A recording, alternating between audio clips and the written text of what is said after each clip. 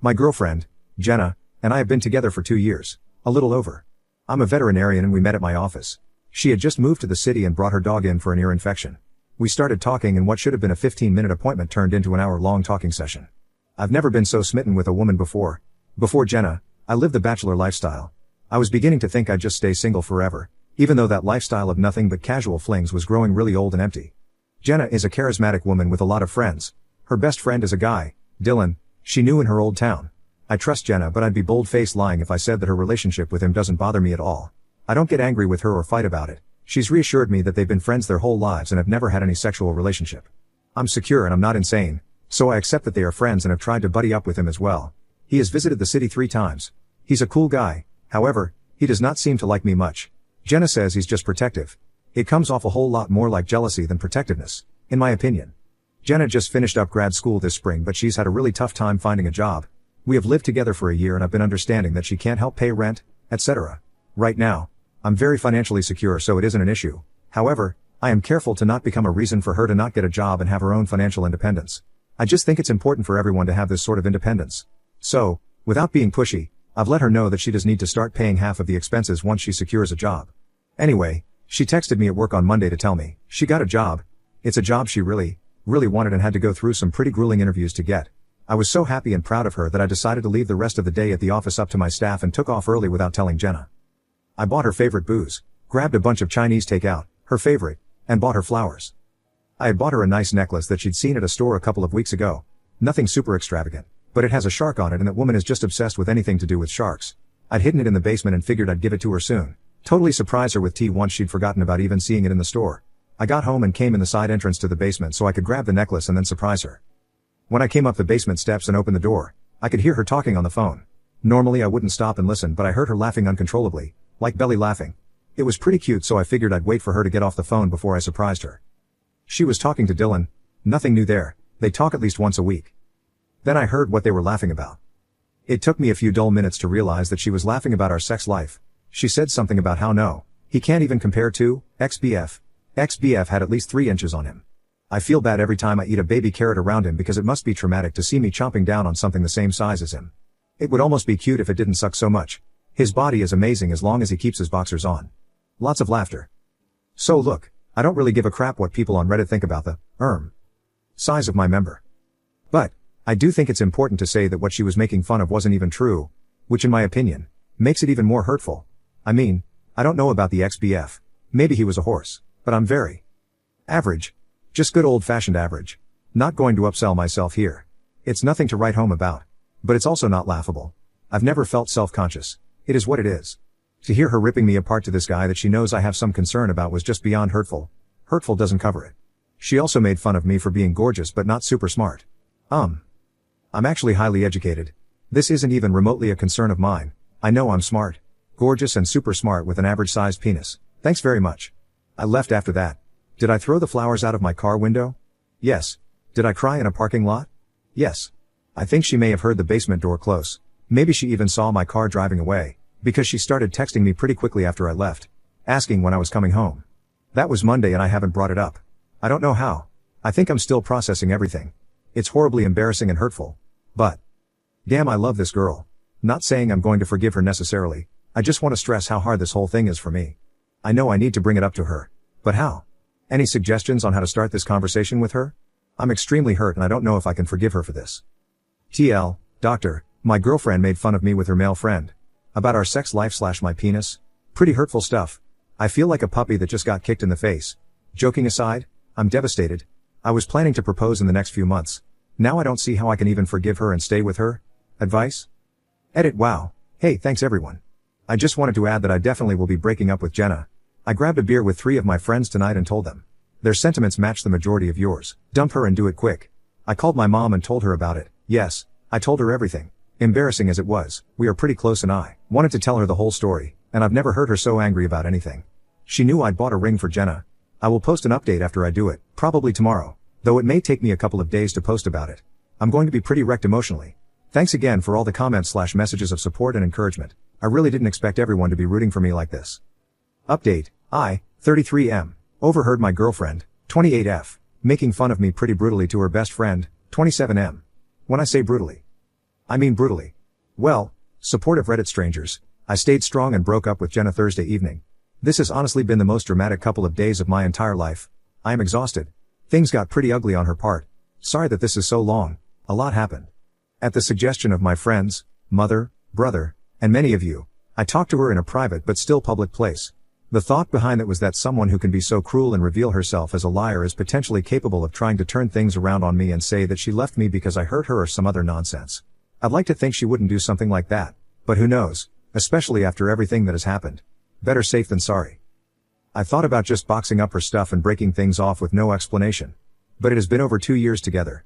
I decided the best thing to do is to confront her calmly and then hear her out. If she had an explanation, I wanted to hear it, even if it didn't change my decision to break up with her. So I took her to a wine bar in downtown that has those little individual booths with half curtains. She's been sugary sweet since Monday, which tells me she either A, felt guilty about what a jerk she was, B, thought I might have hurt her, or C, she just knew I'd been acting distant and was totally clueless as to why. So she dressed up really nice and, despite everything that has happened, I can admit that she looked stunning. She was also very affectionate and kept making a lot of sexy comments about all the things she wanted to do to me later. Normally, my precious little baby carrot would have been thrilled by this, but given the circumstances, it was difficult to hear and act normal. I had rehearsed what I was going to say to her over and over, so as soon as we sat down and got our wine, I started. I can't remember word for word. My adrenaline was kicked in pretty high gear, so it feels fuzzy. I basically started by saying how much I've loved her, how she's the only woman that I've ever felt connected to so profoundly that I opened myself up to her completely and trusted her. I told her that she's the only woman I've ever thought about marrying, that I've gone ring shopping for. I left out the part about how I already bought a ring, and that I've actually imagined having children within the next few years. She kept interrupting me to say or to tell me how much she loves me, too. Then I looked her in the eye and asked her point blank why, if she loved me so much, she horrendously made fun of me to Dylan. I have to say, the look on her face was a bit satisfying. As expected, she denied at first and acted like she had no idea what I was talking about. She said Dylan knows how much she loves me and that she's never made fun of me to him. I kind of just looked at her and said something like, "Come on, Jenna." But she still denied even after I told her that I'd come home early on Monday and had hurt her. It was pretty frustrating, but I kept my cool. I just told her that she and I both know she's lying and that the things she said were unforgivable and that I couldn't wrap my mind around why she would say things like that to anyone, let alone Dylan, especially because she was lying just to be able to rag on me. Still denied and acted like I was crazy. She said she loves me so much, that she's not dissatisfied with our sex life and would never say she was or complain about my size, and that she knows how smart and sweet I am. That's why she loves me. If I hadn't heard what she said to Dylan myself, I would have believed her. She deserves an Oscar for that performance. Some commenters asked if I was sure she was talking about me when I overheard her. When she was talking about her ex-BF and his kraken of a dick, she said my name when she was making the comparison. I'm definitely sure that she was talking about me and that she was lying to my face about it. I told her that I would drive us home and she could grab the essentials she needed and her dog. My brother and his girlfriend would be at the house, too. I wanted to make sure there were other people there just to have witnesses that I let her get her stuff and didn't do anything aggressive or destructive. I told her I'd pack the rest of her stuff up and leave it out for her to get whenever she could. She was in total disbelief that I was actually breaking up with her. She pleaded with me, but my mind was slashes made up and I wasn't budging. It was hard not to cry in front of her though when she kept saying how much she wanted to be with me forever and that she had planned to be the mother of my children someday. I own my house, and since Jenna hasn't helped with expenses by paying any rent or utilities, I wasn't too concerned about, putting it bluntly, kicking her out. She kept asking me what she was supposed to do and where was she supposed to sleep. I told her it wasn't really my problem anymore and that she has plenty of friends she can stay with until she gets her own place. Basically all of the furniture and decor is mine. She just has clothes/toiletries/ etc. To get out. All of the redecorating she did to my house was done on my dime. Then came the waterworks. She started crying and saying that she didn't understand how I could do this to her. She said she thought I was a nice guy about 1,000,000 times.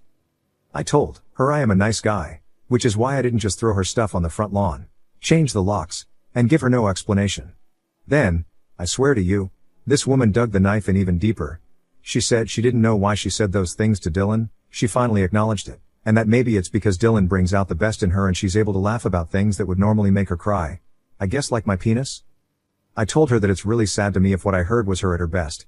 It was petty and usually I'm above making snide comments, but I told her that she can go back to her hometown and go live with Dylan or her 9-inch dick ex-boyfriend.